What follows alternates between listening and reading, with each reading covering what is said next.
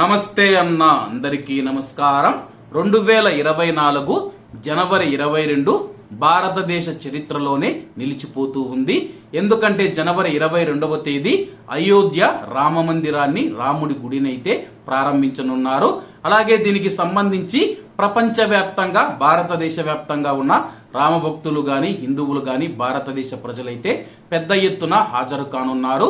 అలాగే ఆ యొక్క రామభక్తులు అక్కడికి వచ్చినప్పుడు ఎవరైతే రామమందిర దేవాలయానికి ఓపెనింగ్ కోసం వస్తూ ఉన్నా ప్రజలకు అన్నదానం చేసేదానికి మనం చూసుకుంటే 300 పాయింట్లు అయితే ఏర్పాటు చేస్తూ ఉన్నారు. అలాగే యొక్క అన్నదానానికి చేసేదానికి దాత ఎవరా అని చెప్పి చూస్తూ ఉన్నప్పుడు మన టాలీవుడ్ నటుడు బాహుబలి యంగ్ రెబల్ స్టార్ అయితే ముందుకు రావడం జరిగింది. ప్రభాస్ గారు ఆయన వచ్చి నేను అన్నదానానికి నేను ఖర్చు పెడతానని చెప్పి తెలపడం జరిగింది. భక్తులు అయోధ్యకు చేరుకున్నప్పుడు ఆకలికి, నీళ్ల దప్పికలకు ఎటువంటి ఇబ్బంది లేకుండా ఏర్పాట్లు చేయాలని చెప్పి ప్రభాస్ గారు తెలిపినట్లు వార్తలు వస్తూ ఉన్నాయి.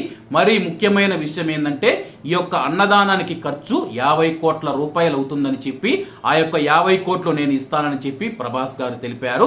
అలాగే మనకు అందరికీ తెలిసిన విషయమే, ప్రభాస్ గారు ఏమి తింటారో ఆయన చుట్టుపక్కల ఎవరైనా ఉన్నా గానీ వాళ్ళకు కూడా అదే పెడతారు. అలాగే ప్రభాస్ గారికి ఎవరి మీదైనా అభిమానం చూపాలంటే ముందుగా అయితే ఫుడ్ పంపిస్తారు. అలాగే టాలీవుడ్ గాని, బాలీవుడ్ గాని, సినీ పరిశ్రమలో మనం చూసుకుంటే ప్రభాస్ గారు ఫుడ్ బాగా పెడతారని చెప్పి మంచి పేరు వచ్చింది. అలాగే మన తెలుగు ప్రజలందరి తరపున ప్రభాస్ గారు అన్నదానం చేయడం మనందరికీ అయితే గర్వకారణం. ఎందుకంటే రామ మందిరం ప్రారంభించే రోజు తెలుగు ప్రజల నుంచి, అలాగే తెలుగు నటుడు ప్రభాస్ గారు అన్నదానం చేయడం చరిత్రలో నిలిచిపోనుంది. ఏది ఏమైనా సరే అన్నదానం చేస్తూ ఉన్న ప్రభాస్ గారికి ప్రత్యేక ధన్యవాదాలు, కృతజ్ఞతలు తెలుపుకుంటూ అందరూ బాగుండాలి, అందులో మనం ఉండాలి. అందరికీ నమస్తే అన్న, జై హింద్.